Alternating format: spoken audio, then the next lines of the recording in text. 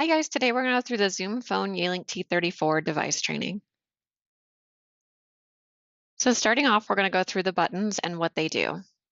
And just please keep in mind that based on your configuration, your design may be different than what you're seeing on my model. All configurations may vary, but as far as functionality and how to transfer and park and these things that I'm going to go over, they all apply. So looking at my phone here, you guys are going to see that I have programmable keys on the side of the display. A programmable key is a key that helps you do things like call a coworker, or for example, this says Park 801. That's a park extension that someone could be waiting on, and I could push it to pick them up or push it to put someone on hold there that someone else can pick up. So just know that programmable keys are going to show up here on the side. And if you push this button over here on the right side, you're going to be able to go to page 2 and be able to see more keys. It's possible you only have one page. It's possible you have 3 pages. So you could always just push this button to see more keys. There is a light that can light up when you have voicemail, depending on your configuration. If you have voicemail to email, sometimes the users don't actually light up when that is a voicemail there. So you may or may not see that lit up, but if it is lit up, it just means you have a voicemail and you can check that. We'll be going over that a little bit later. As mentioned before, you guys may or may not have park keys. So if you're utilizing that feature, you may say something like on my phone where it says Park 801 or Park 802. Those are just park extensions that people can hold on. If you guys have a button for a coworker, that may also appear on your phone. So you guys will see, for example, in this blue space where there's no one here, if this said Ryan, it would be lit up green when Ryan's available. If Ryan was on the phone, it would be lit red, and I could push that to call Ryan. So if you guys have that on your phone design, you may or may not see coworkers on your phone. Your extension appears in the upper right corner, so whenever you're on a call like this, you will see it lit up. Here's the person I'm talking to. Now, if I want to park the call, that's a hold that you can pick up anywhere within the building. Now, I will tell you some designs have it where you guys can pick it up on multi-sites, but I'll just talk about it in this reference as within the building. You can check with your admin as far as how park works within your own organization. So if you guys would like to park that call, you are going to press the park button, or you can press the park 801 or 802, whichever one you want, that is lit green, and that way it will put the park there. Now, the way it works if you press the park key right here is it works like a valet. It will put it in the first available spot. So if your parks are 801, 802, and 803, it would try 801 first. If that one is busy, then it would go to 802.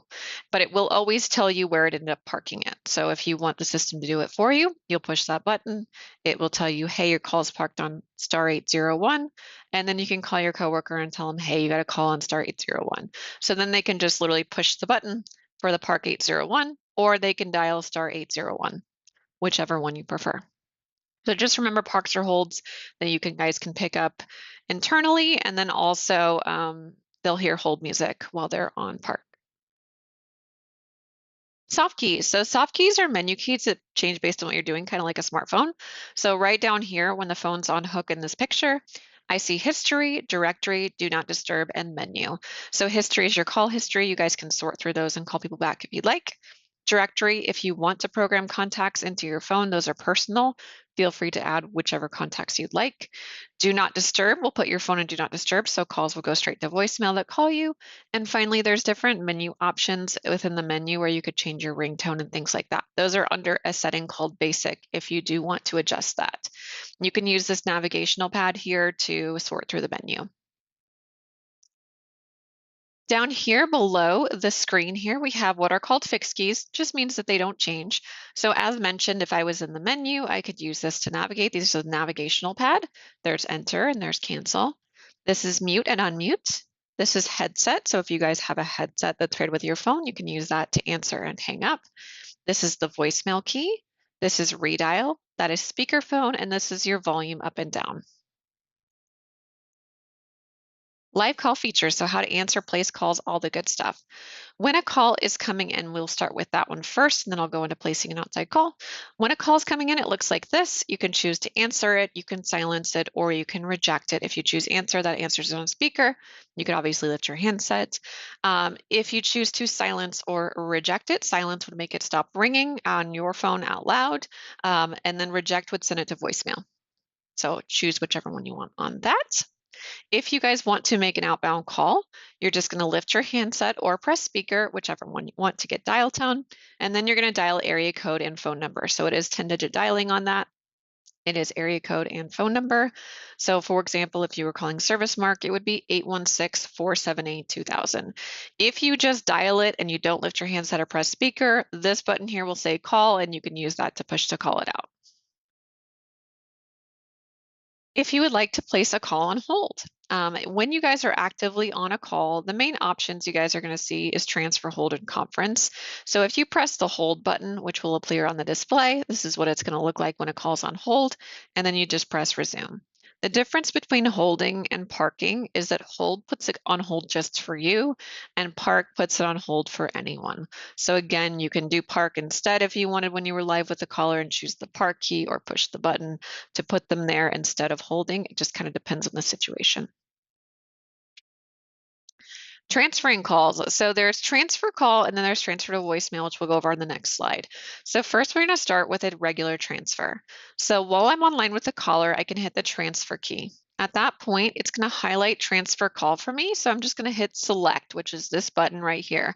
At that point, that call is going to go on hold and I'm going to get dial tone.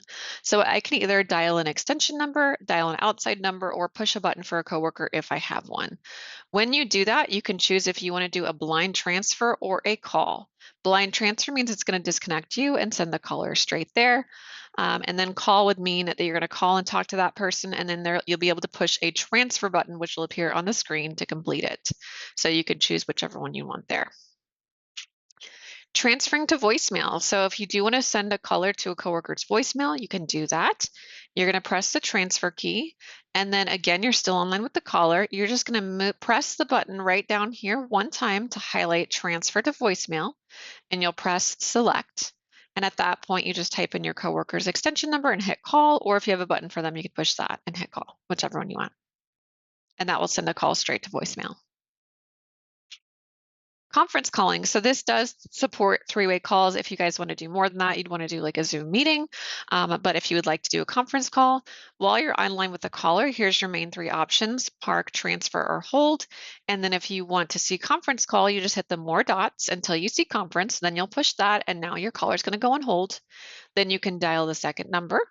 Once they answer, just repeat the first step, which is hit the more options and then conference again, and everybody's tied together. So again, dots conference and then phone number, dots conference, and it looks like this. Voicemail. So if you have a personal voicemail, you guys can press the message key to access that. So you'll put in your PIN, which is 123654 by default, followed by pound. So when you do press the message key, she will say, please enter your PIN, followed by pound. So in this case, 123654 followed by pound. Again, she'll talk to you. She'll say to listen to messages, press 1. And then you'll obviously have all these different options while you're listening.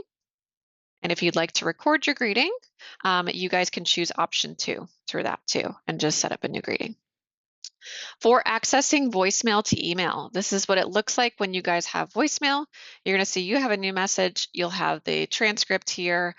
You can download the recording, and there you go. So again, feel free to check your email if you guys do have voicemails that go there. If you guys have access to the app, you can go there. And remember that you can always check them in your phone. Pressing 1 would listen to messages, and then pressing option 2 would be where you can record your greeting, and you just literally follow the options. So that is it on that. Thank you guys so much for watching. I hope you have a great day.